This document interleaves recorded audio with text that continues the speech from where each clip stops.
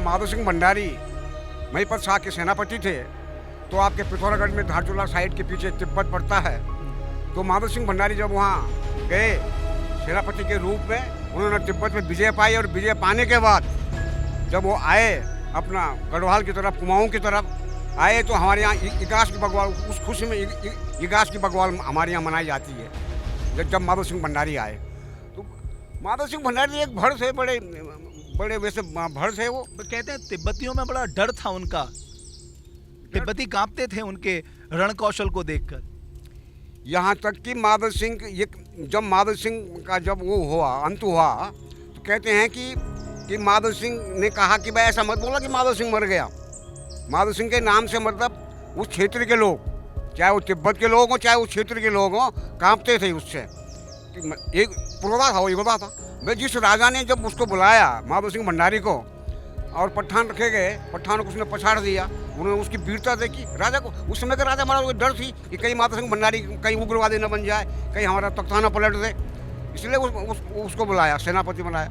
और ये जमीन जो है मलेथा की जो है उसको जागीर के रूप में दी गई। ये रुद्रप्रयाग के जखोली ब्लॉक का ललूड़ी गांव है। वो ललूड़ी गांव जहां 1595 में वीर भड़ माधो सिंह भंडारी ने जन्म लिया था। दरअसल यही वो प्रांगण है जहां उनका जन्म हुआ था और यहीं से जो वीर गाथा लिखी गई थी, जिस मलेथा गांव को आज हम जानते हैं कि उस मलेथा गांव में जो हरियाली आई थी, दरअसल वीर भड़ माधो सिंह भंडारी ने यही जन्म लिया था। तो मेरे साथ दीनदयाल भंडारी जी हैं, आप उनकी 16वीं पीढ़ी से हैं। मैं थोड़ा सा, आप मुझे यहाँ के बारे में बताइए और आप लोगों का ये जो वंशावली है वो भी थोड़ा समझाइए। धन्यवाद भट्ट जी। जी, मैं 16वीं पीढ़ी से दीनदयाल सिंह भंडारी बोल रहा हूँ सर। तो हम लोग काली कुमाऊँ से यहाँ पर आए थे, जिस वजह से हम काला भंडारी कहलाए जाते हैं। तो काली कुमाऊँ से जब हम आए थे, हमारी पहली पीढ़ी यहाँ पर खरवाण सिद्ध आई थी। खरवाण सिद्ध जी के सर जी छेणा राव हुए, छेणा राव के सोबन बरिस के सिद्ध जय सिंह के राय राव सिंह और राय राव सिंह के पुत्र हुए वीर भड़ माधो सिंह भंडारी। माधो सिंह भंडारी जी के मदन सिंह हुए, मदन सिंह के सुजान सिंह हुए, सुजान सिंह के प्रवीण सिंह हुए, प्रवीण सिंह के ईश्वर सिंह हुए, ईश्वर सिंह के लाल सिंह हुए, लाल सिंह के राम सिंह हुए, राम सिंह के धाम सिंह हुए, धाम सिंह के मातपर सिंह भंडारी, गबर सिंह भंडारी हुए। और उसके बाद मातपर सिंह भंडारी जी के 2 पुत्र पुष्कर सिंह भंडारी और महावीर सिंह भंडारी हुए। उसके बाद महावीर सिंह भंडारी के 2 पुत्र हुए प्रभुदयाल सिंह भंडारी और मैं छोटा पुत्र 16वीं पीढ़ी का दीनदयाल सिंह भंडारी आपसे बात कर रहा हूँ। आपके देवभूमि डायलॉग चैनल का हमारे यहाँ पर स्थानीय गांव में आने पर बहुत बहुत हार्दिक अभिनंदन।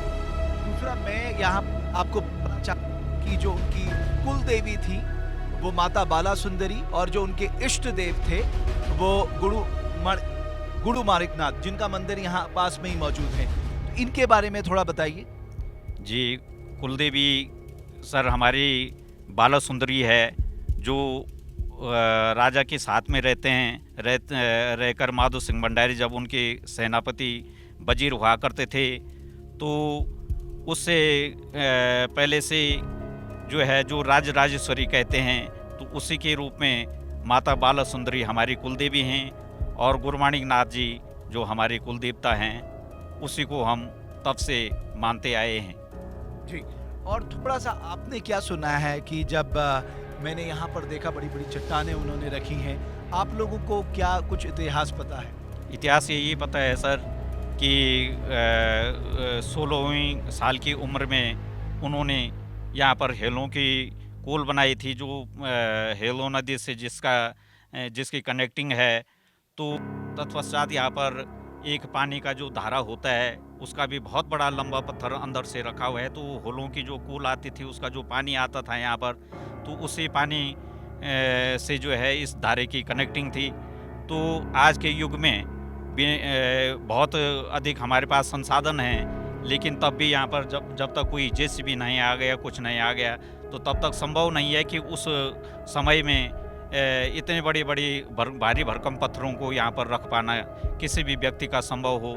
तो इससे मालूम होता है कि हमारे पूर्वज जो है कितने वीर, कितने साहसी, कितने बढ़ रहे होंगे। बिल्कुल, लेकिन मैं देख रहा था उनका घर आज भी ये बड़ी जीर्ण शीर्ण हालत में पड़ा है। हो गया है। यहाँ पर अक्सर हमारे सभी लोग होते हैं, तो बहुत सारे कम ही लोग अब गांव में बचे हुए हैं। अब अपने सुख सुविधाओं के लिए लोग यत्र तत्र अन्यत्र चले गए हैं। तो गांव में इस प्रकार से जो है पुराने घरों की अनदेखी होना स्वाभाविक है।